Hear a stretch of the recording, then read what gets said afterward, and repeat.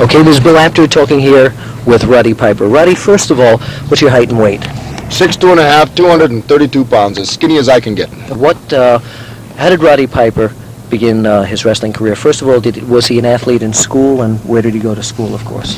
Was he an athlete in school? Of course. Roddy Piper's been an athlete all his life. He went to school very briefly. The only reason he quit school is because he had to eat. You cannot eat going to school. Where did you go to school, right? I went to school in Scotland, of course. I went to school in Australia for a year. I went to school in Canada for 5 years. And I quit when I was in grade 9 was my last year of schooling, which goes to show you don't have to go to school to make it. But then again, it's kind of nice to go to school because it's sure a heck of a lot easier. Okay, now you break into professional wrestling. You wrestled amateur in high school, yes. Obviously.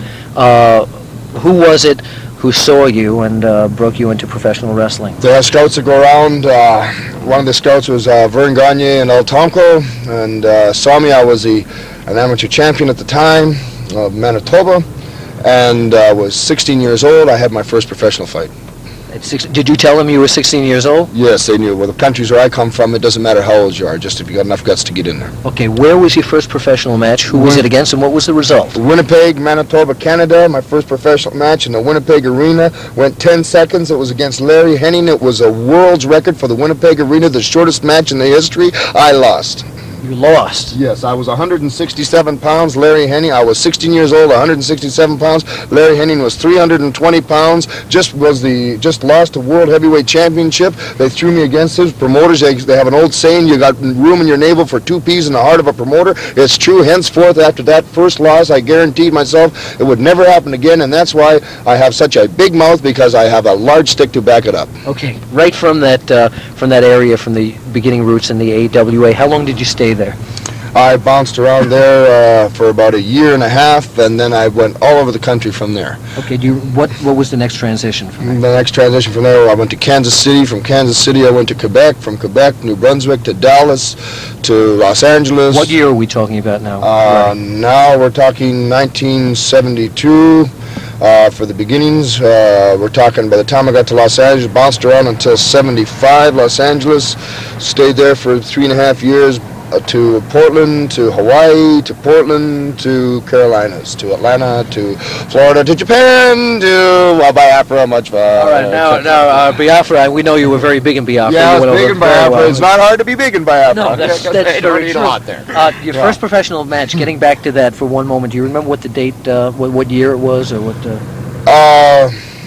I don't remember the date. It would be late 71, early 72.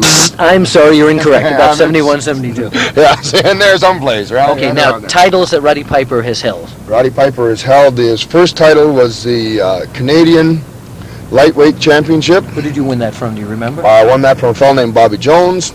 Second title that I can remember winning was the Jewel Strongbow Scientific Wrestling Championship. Right. Then I won the America's Heavyweight Championship 3 different times. The America's Tag Team Championship 4 different times. I was a light heavyweight champion of the world. I was the United States Heavyweight Champion. Who did you win that from? From Ric Flair. I won that one from. In the Carolinas? In the Carolinas, yes. And I've been everything I wanted to be since then. Okay, now, Roddy Piper has had many different facets. I was a Lancaster champion, too. Lancaster, Pennsylvania? California. Yes, okay. I was, yes. All right, now, Roddy Piper has had many different things happen to him in professional wrestling. First of all, he's been a wrestling manager. Why did you managed Victor Rivera, I believe, out in Los Angeles? Yes. Why? Crusher Verdú, Victor Rivera, the Hangman, Mr. Mexico 1, 2, 3, 4, etc. Why did I do that? Because after my first professional match, I had enough guts to get back in there, and I realized that I must know this from every aspect. I must not be one of those dopes, one of those punch-drunk fighters like a Sonny Liston or a Strangler Lewis that wound up just stupid and broke. I needed to have the intelligence, which I possess, and I also had to have the ability to go for it. If the brain works right, the body works perfect. Okay, now, speaking about the brain working right, obviously it did. People were watching Atlanta TV and saying, my God, Roddy Piper is a broadcaster. Mm-hmm. How did this happen to you? They asked me, they wanted somebody that knew what they were talking about. They wouldn't let me fight there at the time. There was nobody, not that they wouldn't let me, there was nobody that wanted to fight me there at the time. They didn't want to get in the ring with me because they figured I was a ringer. And they were right.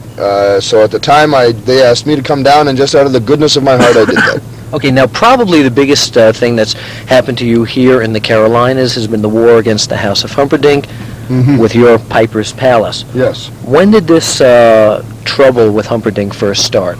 The trouble started when I came came here and started to defend, rather fight for the World's Heavyweight Championship. Flair needed some help, and Humperdinck was one of them. What he did was he culminated a group of wrestlers such as Slater, One Man Gang, Abdullah the Butcher. Who else did he get? Dick Slater, Funks, Koloff.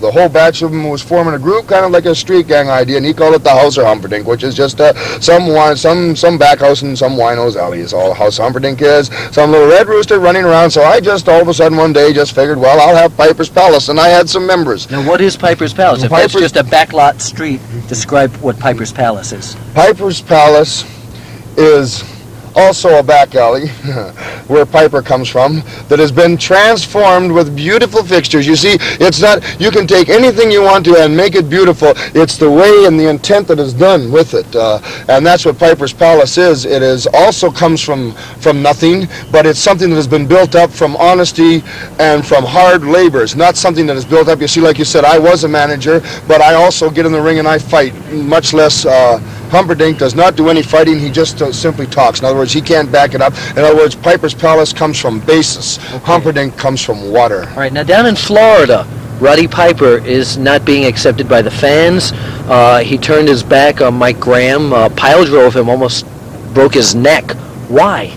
Because I was in a tag team match there, and Mike Graham could not hold up his end. What simply was, he had asked me to come down, and I was wrestling. 15 minutes went by. I would hold my hand out. Nobody would tag me. I would hold my hand out again. Graham wouldn't tag me again. He kept saying, Piper, I'm too tired. I'm hurt. I'm too tired. I'm too tired. Please, can't you compensate for me?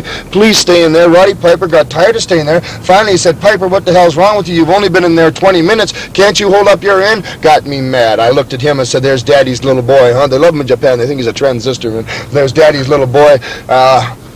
So I just finally got fed up with him, and he looked at me, and he used abusive language to me. And I said to myself, Mike Graham used abusive? Yes, used abusive language to me. I find that hard to believe, Roddy. Well, you sure you're telling me everything? I am telling you positively everything there is to know about it, that you need to know about it, and that is abusive language, because he could not stand the embarrassment that he was receiving by not being able to get in the ring. Chain of monkeys. And consequently, I don't take abusive language from anybody because I don't have to. I am Roddy Piper, and I just taught him the lesson that his daddy should have taught him a long time ago. Okay, now what does the future hold in store for Roddy Piper as far as Roddy Piper is concerned? The world is open to Roddy Piper. The Roddy Piper right now controls the wrestling world. Everybody is taking cheap shots at him, but Roddy Piper is used to that. He is a man who is not afraid of anything, who is going to be the next world's heavyweight champion if you can just get a fair crack at him. He says he's a man that also backs up what he says, and he's a man that can do what he says. Okay. Thank you very much, Roddy Piper, with Bill Apter in Greensboro, North Carolina.